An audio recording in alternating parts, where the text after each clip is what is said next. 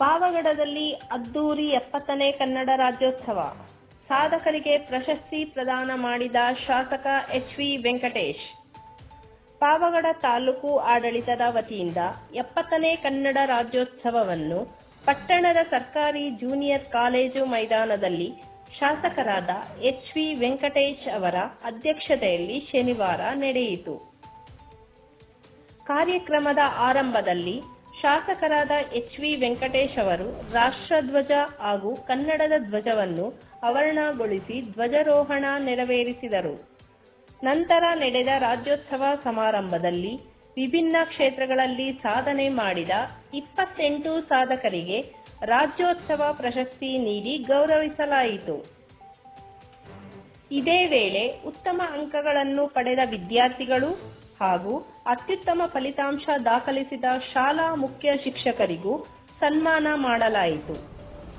ಈ ಸಂದರ್ಭದಲ್ಲಿ tahsildar Ravi, taluk panchayat EO BK. Uttam, ಪುರಸಭಾ ಅಧ್ಯಕ್ಷ ಸುದೇಶ್ ಬಾಬು, ಉಪಾಧ್ಯಕ್ಷೆ ಮಾಲಿನ್ ತಾಜ್, ಕ್ಷೇತ್ರ ಶಿಕ್ಷಣಾಧಿಕಾರಿ ರೇಣುಕಮ್ಮ, ನಗರ ವೃತ್ತ ನಿರೀಕ್ಷಕ ಸುರೇಶ್ ಹಾಗೂ ಕನ್ನಡ ಸಾಹಿತ್ಯ ಪರಿಷತ್ತಿನ ಅಧ್ಯಕ್ಷ ಕಟ್ಟ ನರಸಿಂಹಮೂರ್ತಿ, ತಾಲೂಕು ಮಟ್ಟದ ಅಧಿಕಾರಿಗಳು, ತಾಲೂಕಿನ ಗಣ್ಯರು ಸೇರಿದಂತೆ ಇನ್ನ ಅನೇಕರು ಹಾಜರಿದ್ದರು.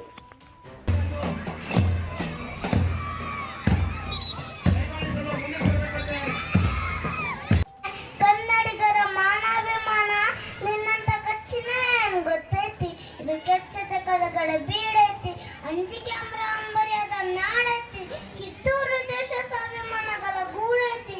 ಇಂಥ ನಾಟಕ ನೀವು ಜೀವ ಭಯ ದೋಸ್ತಿ, ಫಿರಂಗಿ ಗುಂಡಿಗೆ ರಕ್ತ ಭೂಮಿಗೆ ಬಿದ್ದು ಸೋತ್ವಿನ ಸಲ ಕೆಳಕ ಕನ್ನಡಿಗರು ಕಾತ್ಕೊಂಡರ ನೇರದಲ್ಲಿ ಇಟ್ಟರ ಮಕ್ಕಳು ದೇಶಕ್ಕೋಸ್ಕರ ಸಾಗಿರ್ತಾರೆ.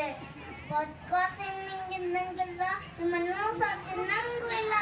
ಅಪ್ಪನೇ ಕೊಡಿತಾಯ್ ಕಾಲಕ್ಕೆ ಜಗಳಕ್ಕೆ ಈ ಕೆಂಪು ಗೊತ್ತಿದ್ದಲ್ಲ ಅಡ್ಡ ಕಡ್ದಾಕ್ತೀನಿ. ಜಯ ಕರ್ನಾಟಕ ಮಾತೆ, ಜಯ ಕರ್ನಾಟಕ ಮಾತೆ.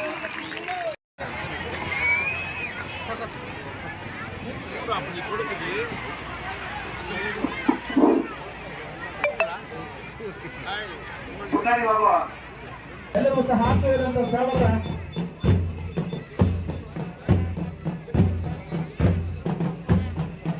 ಬೆಳೆಸೋದಕ್ಕೆ ಪ್ರಯತ್ನ ಮಾಡ್ಯಾರೆ, ಅದನ್ನು ಸಕ್ಸಸ್ಫುಲ್ ಆಗಿ ಅದನ್ನು ತೆಗೆದುಕೊಂಡು ಹೋಗ್ಯಾರೆ. ನಾವು ಕನ್ನಡಿಗರು, ನಾವು ಈ ಭಾಷೆಯನ್ನು ಕಾಪಾಡಬೇಕು, ಈ ಉದ್ದೇಶಕ್ಕಾಗಿಯೇ ಈ ಕಾರ್ಯಕ್ರಮಗಳನ್ನು ಮಾಡ್ತಾಯಿದ್ದೀವಿ. ತಾವೆಲ್ಲ ಏನು ಬಂದು ಇವತ್ತು ಈ ಕಾರ್ಯಕ್ರಮದಲ್ಲಿ ಭಾಗವಹಿಸಿರ, ಏನು ವಿದ್ಯಾರ್ಥಿ ಇದ್ದೀರ, ತಾವೆಲ್ಲ ಮುಂದಿನ ಪ್ರಜೆಗಳು.